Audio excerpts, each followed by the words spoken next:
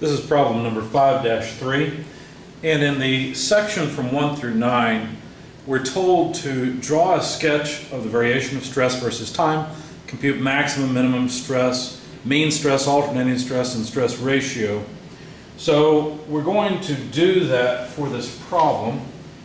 And if we read the problem statement itself, we're given a link in a packaging machine mechanism that has a square cross-section of 0.4 inches on a side, subjected to a load that varies from a tensile force of 860 pounds to a compressive force of 120. So if we were to look at the rod, we don't know how long it is, that doesn't really matter. But there's a tensile and compressive force applied axially along the length of this rod. Now the cross-section is 0.4 inches square. And of course this load, we were told, varies. Let's see, let's put it on the other side. The load varies from 860 to 120 pounds force. And what this is the given part. What we're supposed to find then is basically a sketch of the stress versus time. We're supposed to find the max and minimum stresses, the amplitude stress, the average stress. From here we'll get the stress ratio, and that's it. So the stress, it's all just axial normal stress, so either compressive or tensile. And I should put a negative sign here to indicate the negative direction. So 860 positive to negative 120 pounds force. The stress is pretty straightforward. This is just direct stress. It's force per area. So all we have to do then is say, well, then that means that the maximum stress would be the maximum force, which is 860 pounds force, divided by the area, which would be 0.4 inches quantity squared. When you plug all that in your calculator, it's pretty straightforward. This is just PSI. You get 5,375 PSI.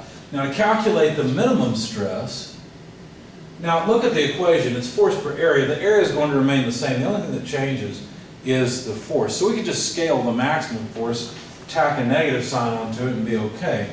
So if we say that this is equal to the maximum force times negative 120 over 860. Basically, we're dividing out the 860 and replacing it with 120. I won't put units on it. It'll end up being the same thing. So 5375 times negative 120 over 860 comes out to a minimum stress of negative 750 PSI.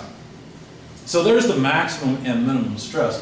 In fact, if we start our time, you know, I'm going to need more space down lower, so let's put that there.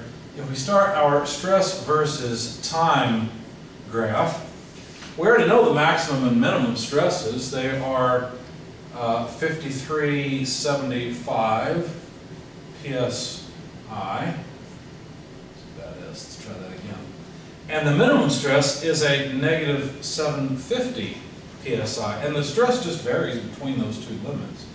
Now, of course, one thing that would be nice to know is where the average is. And if you think about the average stress, or the mean stress is pretty easy to come up with. All you have to do is simply add the maximum and minimum stresses and divide by 2. So if you do that, you plug in 5375 plus, well, this 750 is negative, so it's going to be, in effect, 5375 minus 750 over 2. And that result comes out to a mean stress of 2,312.5 PSI. So there's the average stress, 2,300, and let me just round it off to 13. Now the amplitude is just going to be this distance, right? Or this distance to the top of that. I made my arrow go too far, but to the top of that stress variation, right? That's what the amplitude of stress will be, and that's pretty easy. All you have to do is calculate the amplitude of stress as the maximum stress minus the minimum stress divided by 2. Now, of course, in our case, we've already got a negative 750. In effect, what we'll do here is take 5375 and add 750 to it and divide by 2. When you do that, you come up with 3,062.5 psi. So The stress variation, or the amplitude stress, is greater than the mean stress. It varies more in number than the average or mean stress. So that height there is about, a little more than 3,000, which makes sense, right? The distance between 2,000 and 5,000 is about 3,000, so this all is consistent. But that's what we were asked to find. There's one more thing. We're supposed to find the stress ratio. And the stress ratio is always the minimum stress divided by the maximum stress. Now, since the area is the same, effectively this will just be the ratio of the forces. So this will come out to negative 120 over 860. But of course, you could have calculated this by actually plugging in the minimum stress of negative 750 over maximum stress 5375. And you'll get the same ratio. Understand that these are PSI over PSI, whereas this one would be force in, pounds? So pounds force over pounds force. The stress ratio always comes out non-dimensional. So they'll cancel either way we go, and it's the same number. It comes out to a stress ratio, let's see, well, it looks like I did not work that part. So you'll have to do it. I don't have a calculator with me. I can't do that in my head very easily. We could divide by 5, that would help, but I'm afraid it would still be irrational.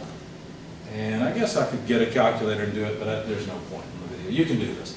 Notice the number will come out negative, right? So that's because we have a compressive stress and a tensile stress as our minimum and maximum respectively. So that's what you would do in order to find R, and I'll have to add it to my sheet here.